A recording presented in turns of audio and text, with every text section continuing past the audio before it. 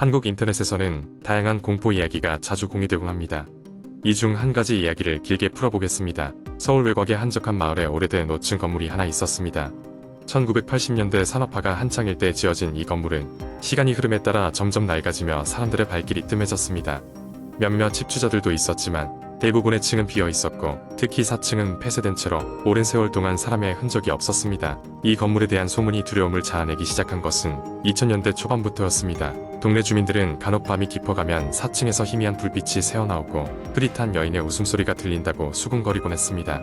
몇몇 용감한 청년들이 건물에 들어가 보기도 했지만 그들 중 대부분은 이유를 불문하고 다시는 그 이야기를 꺼내지 않았습니다. 어느 여름밤, 호기심 많은 대학생 4명이 이 건물에 들어가 보기로 결심했습니다. 그들은 카메라와 손전등을 들고 모험을 떠나듯 건물에 발을 디뎠습니다.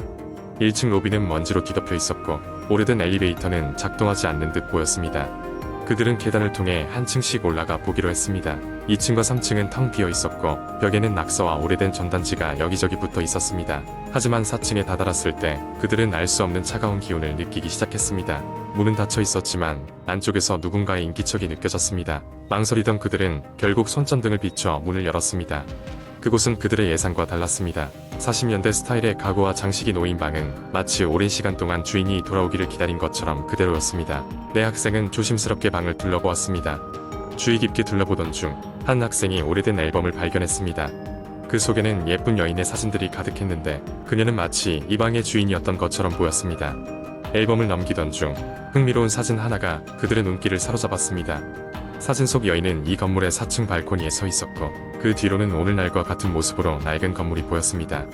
그러나 문제의 사진이 찍힌 날짜는 1952년으로 표기되어 있었습니다. 당시 이곳은 아무것도 없던 시절로 그들은 이 모순을 이해할 수 없었습니다. 그때 갑자기 방 안의 온도가 급격히 떨어졌고 문이 스스로 닫히더니 어두운 적막감이 그들을 휘감았습니다. 그 순간 앨범에서 뚝 하고 떨어지듯 편지가 한 장 미끄러져 나왔습니다. 편지에는 고딕체로 깨알 같은 글씨가 가득했는데 그 내용은 바로 실제로 이곳에 살았던 여인의 이야기였습니다. 그녀는 1950년대 이 건물이 처음 들어설 때부터 이곳에 머물며 행복한 결혼 생활을 꿈꾸고 있었다고 합니다. 하지만 어느 날 비밀스럽게 떠나야 했고 다시 돌아오겠다는 약속을 남겼다는 내용이었습니다. 그녀의 글은 다시 돌아올 그날까지 기다려주세요 라는 문구로 끝나고 있었습니다. 그들이 편지를 읽고 있는 동안 다시 그 익숙한 웃음소리가 들려왔습니다. 이 웃음소리는 그들이 계단에 처음 올라왔을 때 들었던 바로 그 소리였고 점점 더 가까워지고 있었습니다. 겁에 질린 내 친구는 편지를 주머니에 넣고 황급히 아래층으로 달려내려와 건물을 빠져나왔습니다. 이후 그들은 이 이야기를 친구들과 나누며 언제나 그 4층의 방과 여인의 미소를 잊을 수 없었습니다. 그리고 그 편지는 아직도 그들 중 한 명의 책상 서랍 깊은 곳에 숨겨져 있다고 합니다. 이후 그들이 떠난 후에도 4층에서 가끔 불빛과 웃음소리가 들린다는 소문은 이어졌지만 아무도 진위를 알 수는 없었습니다. 시간이 흐르며 그 건물은 사람들에게 더 잊혀졌지만 간혹 호기심 많은 이들이 그 4층을 다시 찾기도 했다는 이야기가 전해집니다. 그리고 그들 또한 건물에서 나올 때면 그 미소를 잊을 수 없다고 말했다고 합니다. 두 번째 이야기. 옛날 옛적 한국의 작은 산골 마을에 서산리라는 곳이 있었다. 이 마을은 100년이 넘은 전통 가옥과 울창한 산들로 둘러싸여 있었고 대부분의 주민들은 대대손손 이곳에서 살아왔다. 하지만 서산리는 외부인들에게 잘 알려지지 않은 이유 중 하나는 이 마을을 둘러싼 오싹한 전설 때문이었다. 전설에 따르면 마을 한복판에 자리 잡은 오래된 저택에는 마을 사람들이 두려워하는 존재가 살고 있다고 했다. 이 저택은 200년 이상 된 것으로 마을에서 가장 부유했던 김씨 가문의 소유였다. 김씨 가문은 대대로 쌓아온 부러운 마을을 번영시키자는 생각으로 다양한 사업을 벌였으나 어느 날 저주가 시작되었다고 했다. 김씨 가문의 마지막 후손이던 김영주는 어느 날 이상한 목류병에 시달리기 시작했다. 그는 밤마다 정체를 알 수 없는 검은 연기 같은 것에 이끌려 산으로 나갔다고 한다. 돌아오는 길 그의 두 눈은 이상한 빛을 발했고 그의 입에서는 알아듣기 어려운 주문이 계속해서 흘러나왔다. 점점 그의 광기가 심해지자 주민들은 그를 두려워하기 시작했다. 그러던 어느 날 김영주는 흔적도 없이 사라졌다. 그의 부재에도 불구하고 저택에서는 밤마다 피아노 소리와 함께 누군가 나직한 목소리로 애국가를 부르는 소리가 들렸다. 마을 사람들은 이를 두고 김영준의 저주라 불렀다. 시간은 흘러 저택이 비어있는 동안 이야기를 들은 몇몇 도시 사람들이 그곳에 발을 들였다. 그들은 대담하게도 야영을 하기로 했지만 그들 중 누구도 다시 마을로 돌아오지 않았다고 한다. 이후 몇몇 탐사대가 꾸려졌으나 저택에 들어간 사람들은 하나같이 끔찍한 악몽에 시달리거나 혼란스러운 정신상태로 마을을 떠나야만 했다. 마을 사람들은 결국 저택을 봉인하기로 결정했다. 그들은 집 주변에 장승을 세우고 전통적인 방법으로 악령을 쫓아내기 위한 여러 의식을 벌였다. 몇 년이 흐른 후 저택에 대한 두려움과 기억은 서서히 잊혀져 갔다. 하지만 어느 겨울 서울에서 이사를 온 한 가족이 있었다. 이들은 현대적인 삶을 벗어나 조용하고 평화로운 삶을 꿈꾸며 서산리로 오게 되었고 구할 수 있었던 저렴한 집인 그 오래된 김씨 가문의 저택에 머무르게 되었다. 그들의 가장 박준혁은 항상 도시의 번잡함에서 스트레스를 받아왔기에 그 말끔히 정리된 저택이 마음에 들었다. 그의 아내 민주는 마을 사람들로부터 전설을 듣기는 했지만 남편을 설득하기에 실패하고 그곳에 거주하기로 했다. 처음 며칠은 아무 문제 없이 지나갔다. 하지만 어느 밤 박준혁은 옛 저택 한 구석에서 이상한 눈빛을 느꼈다. 그는 그저 착각이라고 생각하고 잊으려 했지만 그날 이후 그의 아내와 아이들 역시 알 수 없는 감시의 눈길과 저주받은 기운을 느꼈다. 한밤중이면 피아노 소리가 다시 들리기 시작했고 익숙지 않은 냉기가 저택 곳곳을 배회했다. 그렇게 며칠이 흘렀고 아이들이 하나둘 이상 증세를 보이기 시작했다. 그들은 낮에도 자주 졸고 밤에는 어둠 속에서 혼잣말을 하거나 허공을 응시했다. 박준혁은 급히 마을 사람들을 찾아가 도움을 청했다. 그때 마을의 노인 중 하나가 그들에게 예전에 벌어졌던 일을 모두 들려주었다.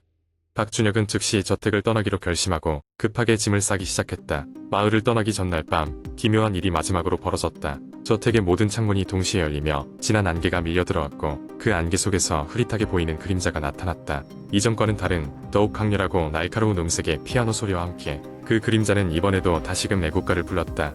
결국 박준혁과 그의 가족은 다음날 겨우 저택을 빠져나왔고 다시는 그곳에 돌아오지 않았다. 이후로 그 저택은 완전히 봉인되었으며 서산리는 한층 더 외부 세계와 단절된 채로 세월 속으로 사라져갔다.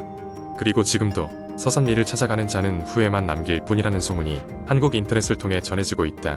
어디까지나 이야기일 뿐이라 믿고 떠나는 사람도 있지만 어쩌면 그들은 김영준의 저주를 직접 마주하게 될지도 모른다. 세 번째 이야기. 나는 평소에 인터넷 커뮤니티에서 공포 이야기를 즐겨 읽던 사람이다. 직접 겪은 일은 아니지만 항상 소설처럼 읽으며 스릴을 느끼곤 했다. 그런데 최근 한 사건을 겪으면서 내가 그렇게 좋아하던 공포 이야기가 더 이상 허구처럼 느껴지지 않았다. 그날은 평범한 날이었다. 직장에서 야근을 하고 늦게 집에 돌아와 피곤한 몸을 침대에 던졌다. 집에 아무도 없는 것을 확인하고 나서 핸드폰을 들고 인터넷에 접속했다. 역시나 공포 이야기는 빠질 수 없었다. 유명한 커뮤니티에 접속해 새로운 공포 글이 올라왔는지 확인했다. 한 제목이 눈에 띄었다. 혼자 사는 사람들 조심하세요라는 글이었다. 눈이 번쩍 뜨였다. 집에는 나 혼자였기에 흥미 반 두려움 반으로 글을 읽기 시작했다. 글쓴이는 얼마 전부터 이상한 소리를 듣기 시작했다고 했다. 밤만 되면 집안 어딘가에서 발소리 같은 게 들렸다는 것이다. 처음에는 바람 소리인가 했지만 점점 발소리가 분명해졌고 마치 누군가 집 안을 거니는 듯한 소리로 변했다고 했다. 후들거리는 손으로 스크롤을 내리며 글을 계속 읽었다. 글쓴이는 무서운 마음에 경찰에 신고하기로 했다. 경찰이 집에 와 조사를 했지만 아무것도 이상한 점을 발견하지 못했다. 하지만 발소리는 계속됐다고 했다. 글쓴이는 마지막으로 집안 구석구석을 뒤져보기로 했다. 그리고 옷장 속에서 믿기 힘든 것을 발견했다고 했다. 어떤 노인이 구석에 쭈그리고 앉아 있었고 그는 몇 달 동안 그 집에서 몰래 지내왔다는 것이다. 이 이야기를 읽던 나는 순간 등골이 오싹해졌다. 갑자기 내 주변이 모두 낯설게 느껴졌다. 나는 즉시 불을 켜고 온 집안을 확실하게 확인하기로 했다.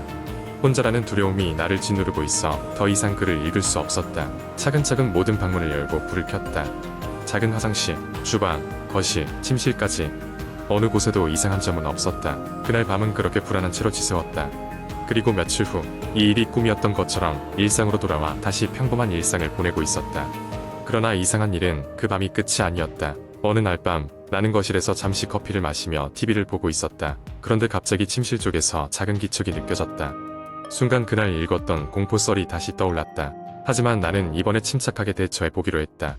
나는 조용히 거실 문에 귀를 기울였다. 작은 속삭임 같은 소리가 들렸다. 순간 온몸에 소름이 돋았다. 그러나 간신히 침착함을 유지하며 매우 조용히 핸드폰을 꺼내어 녹화를 시작했다. 점점 소리가 선명해졌고 처음엔 무슨 말인지 이해할 수 없었지만 몇 분 후에야 확실해졌다. 다음 누구일까? 여기 오면. 나는 순간 얼어붙었다. 그 말은 분명 나를 겨냥한 것 같았다. 더 이상 지체할 수 없었다. 나는 즉시 경찰에 신고했고 그들이 오는 동안 한치의 움직임도 없이 그곳에 서 있었다. 긴장으로 시간이 멈춘 듯했다. 경찰이 도착했고 그들과 함께 집안을 다시 철저하게 수색했다.